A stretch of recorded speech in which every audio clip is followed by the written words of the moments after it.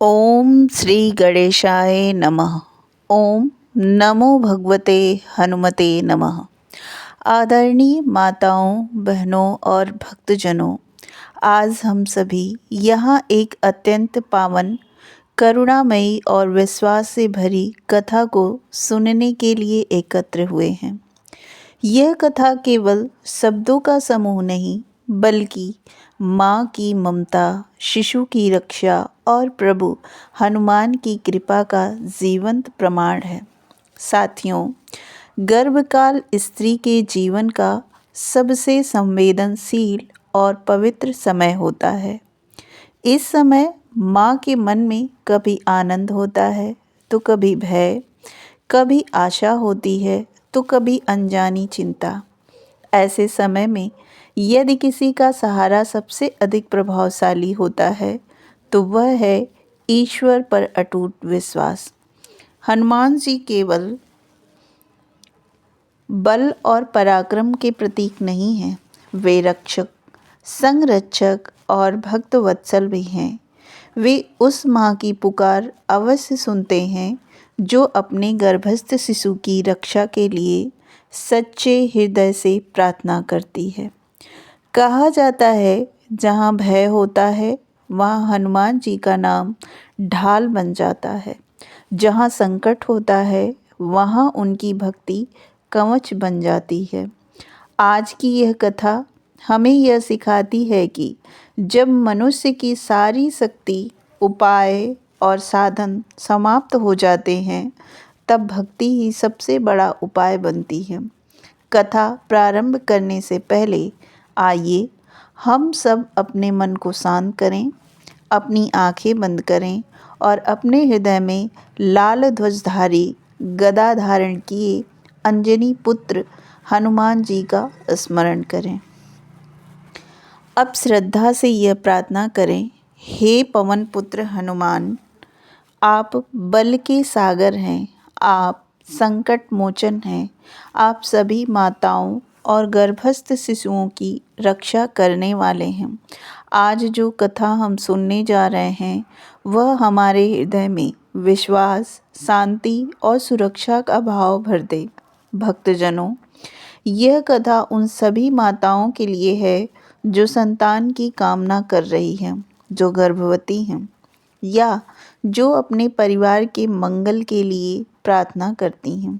अब मैं आप सभी से निवेदन करती हूँ कि पूरे मन, श्रद्धा और विश्वास के साथ इस हनुमान गर्भ रक्षा कथा का श्रवण करें।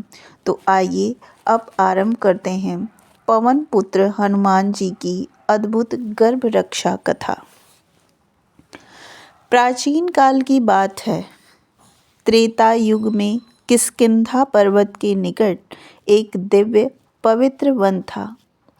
उसी वन में रहती थी माता अंजना, तपस्विनी, पतिव्रता और अत्यंत धार्मिक स्त्री। उनके पति थे केसरी, जो वानर राज थे। अंजना देवी अपने पूर्व जन्म के एक श्राप के कारण पुत्र सुख से वंचित थीं। उन्होंने निश्चय किया कि जब तक उन्हें संतान प्राप्त नहीं होगी तब तक वे कठोर तपस्या करेंगी। माता अंजना ने वर्षों तक भगवान शिव की आराधना की।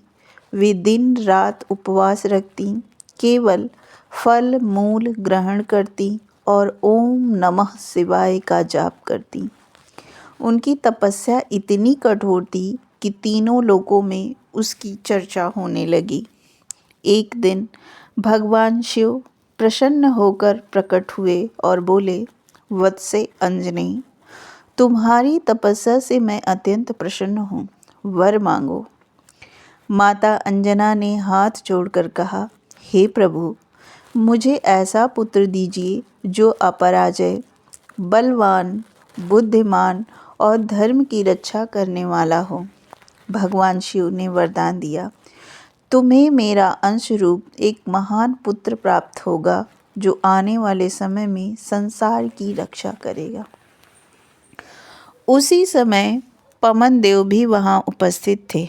भगवान शिव के आदेश से पवन देव ने उस दिव्य तेज को माता अंजना के गर्भ में स्थापित किया।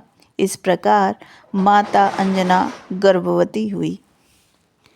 जब माता अंजना गर्भवती हुई तब देवताओं को तो आनंद हुआ, लेकिन असुर शक्तियां भयभीत हो उठीं। उन्हें ज्ञात हो गया कि यह गर्भ एक महान रक्षक को जन्म देगा। असुरों ने गर्भनाश करने के लिए अनेक काले तंत्र, अभिचार और मायावी शक्तियां भेजी। राक्षसी शक्तियां रात में आती, भयंकर रूप धारण करती और माता के गर्भ पर आक्रमण करती। माता अंजना ने भयभीत होकर भगवान शिव का स्मरण किया। तभी आकाशवाणी हुई, भय मत करो, इस गर्भ की रक्षा स्वयं महावीर हनुमान करेंगे। यद्यपि हनुमान जी का जन्म अभी नहीं हुआ था, फिर भी शिव संकल्प से गर्भ में ही चेतना जागृत हो गई। कहा जाता है कि जब भी कोई राक्षसी शक्ति गर्भ को हानि पहुंचाने आती है, तब गर्भ में स्थित दिव्य बालक का तेज प्रकट होता है। वह तेज बिजली के समान चमकता है और राक्षसी शक्तियां भस्म हो जाती हैं। पवन देव स्वयं चारों दिशाओं से रक्षा करते हैं। अग्निदेव ताप देते हैं, वरुण देव शीतलता देते हैं और पृथ्वी माता अंजना को स्थिरता प्रदान करती हैं। इस प्रकार हनुमान जी ने गर्भ में रहते हुए भी रक्षक बन गए। एक रात्रि कालनेमी नामक महाबली असुर ने स्वयं आकर गर्भ पर आक्रमण किया। जैसे ही उसने मंत्र फेंका, गर्भ से एक दिव्य नाद निकला, ओम हनुमते नमः।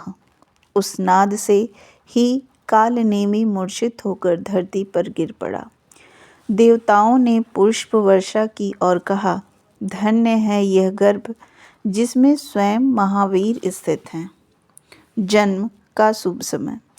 अंततः एक शुभ मंगलवार चैत्र मास की पूर्णिमा को सूर्योदय के समय माता अंजनी ने एक तेजस्वी वानर रूपी बालक को जन्म दिया। बालक के शरीर से स्वर्णिम आभा निकल रही थी। देवताओं ने उसका नाम रखा हनुमान। हनु मतलब जबड़ा, मान मतलब विकृत, क्योंकि बाल्यकाल में उनकी हनु टूटी थी। हनुमान गर्भ रक्षा का फल तभी से यह मान्यता बनी कि जो स्त्री श्रद्धा से हनुमान गर्भ रक्षा कथा सुनती या पढ़ती है, उसका गर्भ सुरक्षित रहता है। संतान बलवान, बुद्धिमान और दीर्घायु होती है। हनुमान जी को गर्भ रक्षा, बाल रक्षा, रोग नाश, भय मुक्ति का देवता माना जाता है।